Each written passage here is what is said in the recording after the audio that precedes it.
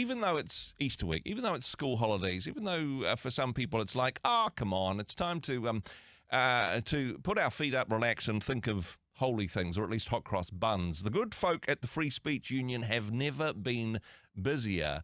And one of the institutions that you think, well, okay, surely the police in New Zealand are going to be on the side of free speech. You know, the New Zealand police are there to defend our rights. For example, our free speech rights. Perhaps not as much as we thought. Joining us on the program now, CEO of Free Speech Union, Jonathan Ailing. Jonathan, kia ora, good morning. Good morning, Andrew. Nice to see you again. Now, this is something we've talked about beforehand, police training the police on how to recognise hate. In fact, I think I remember one of the training manuals had a slogan that I'd seen on the Free Speech website as an example of hate speech. Now, you push back against this. The police says, oh, no, we've changed our training. We're not doing that anymore. Turns out they actually lied about that. Not really a good look for our police.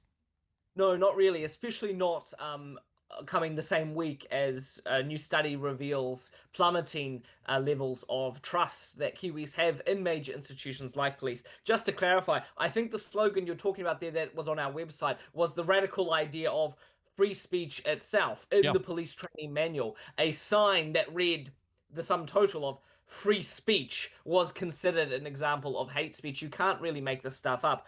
About 6 months ago, we first engaged this issue when we became aware that out of the Royal Commission of Inquiry into the Christchurch attack, police had changed their training to recognise, record and respond to hate speech and hate crimes. And you'll know, Andrew, that New Zealand has a very narrow definition of hate speech. There's been a sum total of a single criminal prosecution under hate speech laws in New Zealand. And we have no reference to hate crimes at all in any of our laws.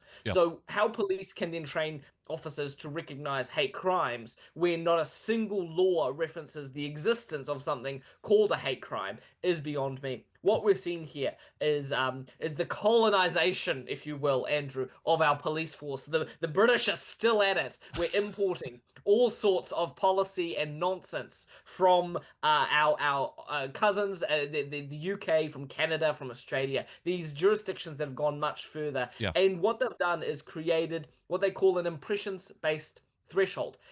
The training literally says if an officer or a victim or a third-party individual perceives an action, whether criminal or not, to have been motivated in any way by hate, it must be recorded as a hate incident. Wow. And there is literally not a single incident that an officer, a victim, or a third-party individual couldn't claim to be hate, which means every single thing that happens in New Zealand at the moment could be required to be listed as hate crimes. Not only is this dangerous, it's stupid. It's entirely unworkable. And what this will end up doing is just having the unpopular ideas or unpopular communities targeted by them. Now, just wanting to try and figure out what the police may be doing here, and being particularly generous, maybe they're trying to get ahead of the curve here. Maybe they know that, like these other Commonwealth countries, this is the way we're heading. Surely if they can get the training in place for the latest batch of recruits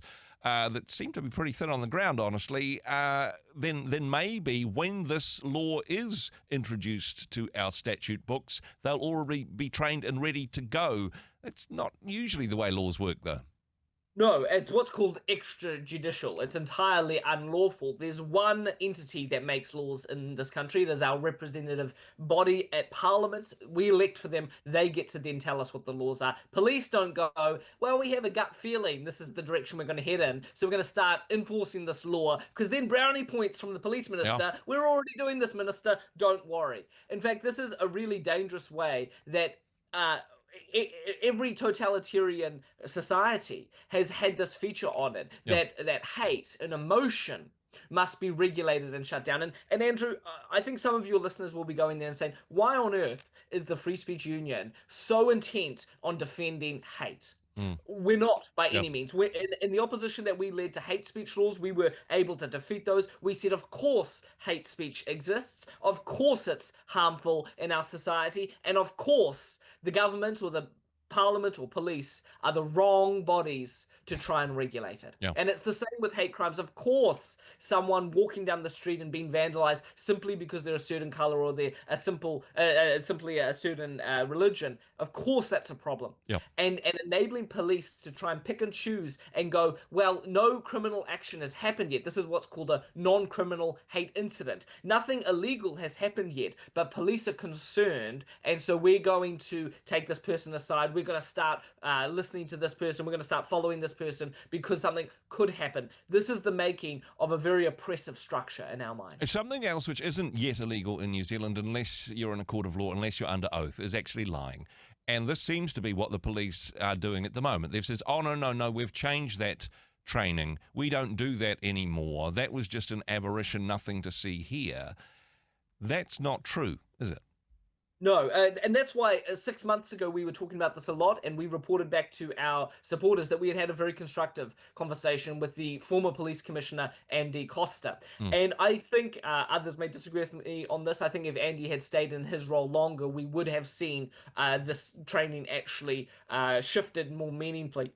But of course, it corresponded with the moment that he left his role earlier than anticipated. And so there was this period of time where instructions that he made were no longer being held accountable in the same way.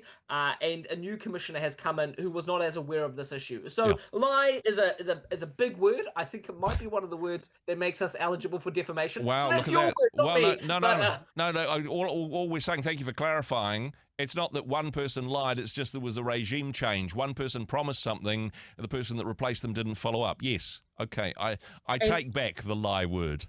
Well, in addition Jonathan. to that, Andrew, I'm convinced that this is the case with so many of the major institutions that we deal with, in media, in universities, in police, and public service, all of these. The top level leaders, genuinely, I do think, are quite committed to free speech. Yeah. It's a middle management. It's a bundling middle management that are sticking their fingers in these things where they don't belong. And I think some senior policy analysts, they might be, or something like that, that have been designing these this training manual have said, look, if we have an objective standard of hate that you have to cross a certain threshold, we're going to leave all sorts of people that feel like they're victims of hate crime or feel like they're victims of hate speech, we're going to leave them on the line. And so we need to actually let them be the ones to tell us what hate speech and hate crimes are. It can sound great. It's entirely unworkable, and it's illegal at the moment. And so that's why we're taking a very strong line on this. Tomorrow, we'll be meeting with the Deputy Commissioner who is responsible for training, and it's a carrot and a stick, Andrew. Look, we would love not to have to spend hundreds of thousands of dollars suing them in the High Court. We absolutely will, though, if we have to, because I think this is perhaps the most important issue the Free Speech Union has worked on. In the UK right now, get this figure. In the UK right now, 12,000 people a year are arrested for speech-related offences. Wow. 30 people a day. And someone asked me the other day and said, well, what happens to most of them? And you know what? It's a good question. Most of them, I would say, are probably let off with a slap on the wrist. But a few of them, including a mother last week who has been sentenced to 2 years in prison for tweeting stupid and incorrect, but otherwise entirely legal and legitimate opinion about the riots that happened there. She now will be in prison for 2 years. This is coming to New Zealand unless we do something about it. I just wanted to end with that, actually, because, I mean, great to hear that you're meeting with the Deputy Commissioner tomorrow. But back to my point, are the police perhaps ahead of the curve on this one? Do you think that these types of, whilst they're not on the books at the moment, it's inappropriate to do training on laws we don't have, could those laws come our way? Is that the way things are looking from your point of view, Jonathan? The price of freedom is eternal vigilance, and without a doubt, we will continue to have these fights while we have culture creating institutions like the media and like universities promulgating this idea that the way to challenge hate in our society is through government oppression. That they genuinely believe that laws and government intervention can change our disposition. I don't think that. I don't think you think that. We actually need to have a societal response where institutions within our society actually call people to live in different ways, rather than laws that simply tell us if you don't like someone, you're going to get locked up, so stand in line. Ultimately, it doesn't end well for any society. And hey, from my point of view, and I know this is not everybody's point of view, but in terms of societal change and in terms of transformation of culture, I think what we're celebrating this Easter weekend will do more in that regard than a whole bunch of hate crime laws. Jonathan, Well thank said. you. Thank you for what you do with the Free Speech Union. All the best with the meeting tomorrow. Thanks for joining us. Cheers. Hey, thanks very much for joining us in the Rhema studio. Thanks very much for watching the interview.